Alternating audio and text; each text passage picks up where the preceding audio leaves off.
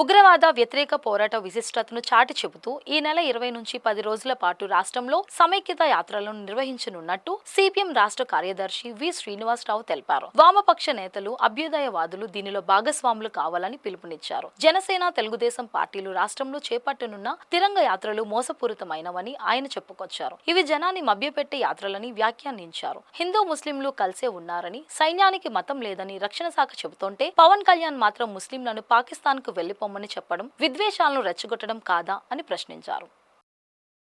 Visakha steel ప్లాంట్లో అక్రమంగా చట్టవిరుద్ధంగా కార్మికులు తొలగించడాన్ని, సస్పెండ్ చేయడాన్ని సిపిఎం తీవ్రంగా ఖండిస్తున్నది. కేవలం లంచ్ అవర్లో మీటింగులకి హాజరయ్యారనేటువంటి నెపంతో వాళ్ళని 4 కార్మికులను తొలగించారు. ఒక 7 కార్మిక నాయకులకి నోటీసులు ఇచ్చారు.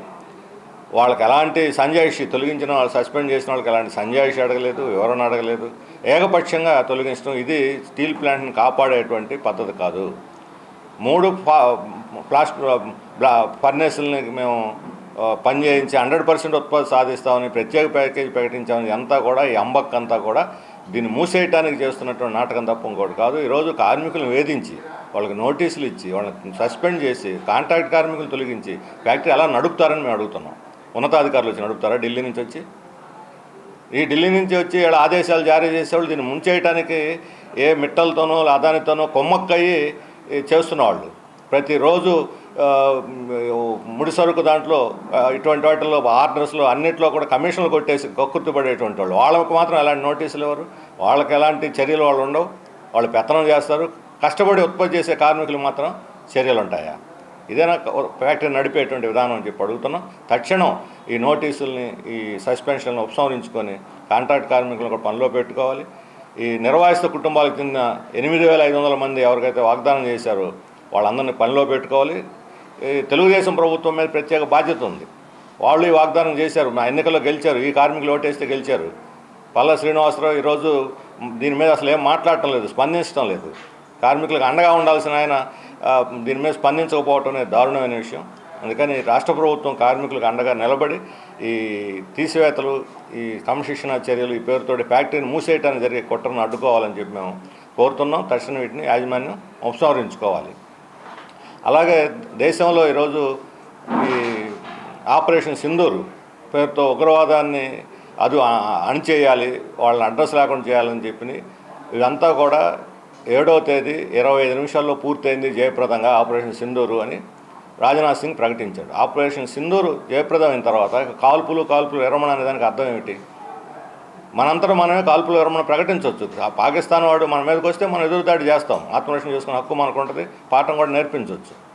కానీ మొత్తం పాకిస్తాన్ సంగతి తెలుస్తాము, పిఓకే ఆక్రమించుకుంటామని బయలుదేరి సడన్గా డొనాల్డ్ ట్రంప్ ఇద్దరు కాల్పుల విరమణ పాటిస్తున్నారని ఆయన ప్రకటించాడు. ఆయన విశ్వగురులాగా ఉన్నాడు. ఇప్పుడు మోడీకి విశ్వగురువు అంటే డొనాల్డ్ ట్రంపే. దాని మీద బీజేపీ కానీ కేంద్ర ప్రభుత్వం ఖండించలేదు. ఇప్పుడు పదే రోజు మాట్లాడుతున్నాడు. కాశ్మీర్లో మధ్యవర్తిత్వం చేస్తానంటున్నాడు. 3వ దేశం వద్దనేది మన పాలసీ. అలాగే ఇప్పుడు డిన్నరు, పాకిస్తాన్ ఇండియాకి డిన్నర్ పెడతాడట ఆయన. చేయమనండి డిన్నరు, ప్రజలకు ఏం చెప్పుకుంటారు వీళ్ళు? చెప్పే మాటలకి చేస్తున్న పనులకి సంబంధం రెచ్చగొట్టే జనాల్ని, విద్వేషాలు రెచ్చగొట్టి దేశాన్ని బలహీనపరిచి హిందూ ముస్లిం తేడా తీసుకొచ్చి ఒక ముస్లిం అమ్మాయి అధికార ప్రతినిధిగా రక్షణ శాఖ తరఫున ప్రకటనలు చేస్తే ఆమె ఉగ్రవాద సోదర. చనిపోయినటువంటి ఒక టూరిస్ట్ కలనలు భార్య ముస్లింలు నా సోదరులు అందరం ఒకటే అని అన్నందుకు ఆమెను ట్రోల్ చేస్తారా? లేకపోతే అధికార ప్రకటన చేసిన విక్రమ్ మిస్త్రీ మీద వాళ్ళ కూతుర్ని మీరు ట్రోల్ చేస్తారు. ఇదంతా ఆర్ఎస్ఎస్ ఈ చతుష్టయం చేసేటువంటి ఒక అవమానకరమైన విషయం, భారతీయ సంస్కృతికి వ్యతిరేకం. ఇలాంటి వాళ్ళందరినీ వెనకేసుకొచ్చి ఇప్పుడు ఇక్కడ ఉన్నటువంటి తెలుగుదేశం, జనసేన వీళ్ళు కూడా మేము తిరంగ యాత్ర పెడతామన్నారు. తిరంగ యాత్ర అనేది మోసపూరిత యాత్ర, జనాన్ని మభ్యపెట్టేటువంటి యాత్ర. తిరంగ యాత్రలతో మీరు జనాన్ని మభ్యపెట్టలేరు. వాస్తవాలు చెప్పాలి జనానికి. అబద్ధాలతో జనాన్ని ఎక్కువ రోజులు నడపలేరు. ఒకవైపు రక్షణ శాఖ హిందూ ముస్లింలు కలిసి సమైక్యంగా ఉన్నారు. మేము లౌకిక, సైన్యానికి మతం లేదు, మేము సెక్యులరు, మాది రాజ్యాంగ ప్రకారం నడుచుకుంటాం రక్షణ శాఖ ప్రకటిస్తే, ఇక్కడ పవన్ కళ్యాణ్ మాత్రం హిందువులు ముస్లింలు విభజన చేసుకొచ్చి మేము హిందువులు, మీరు ముస్లింలు, మీరు వేరే పాకిస్తాన్కి వెళ్ళిపోండి, మేము ఇక్కడ ఉంటామని ఈ రకమైనటువంటి విద్వేషాలు రెచ్చగొడుతున్నారు. నిజమైన హిందువు అని ఆయన అనుకుంటే చేయాల్సిన పనులు రెండు: ఒకటి కుల వ్యవస్థకు వ్యతిరేకంగా పోరాడాలి, రెండు మత సామరస్యం కోసం పోరాడాలి, దానికోసం కృషి చేయాలి. ఈ రెండు చేయనివాడు హిందూ ఎలా అవుతాడు?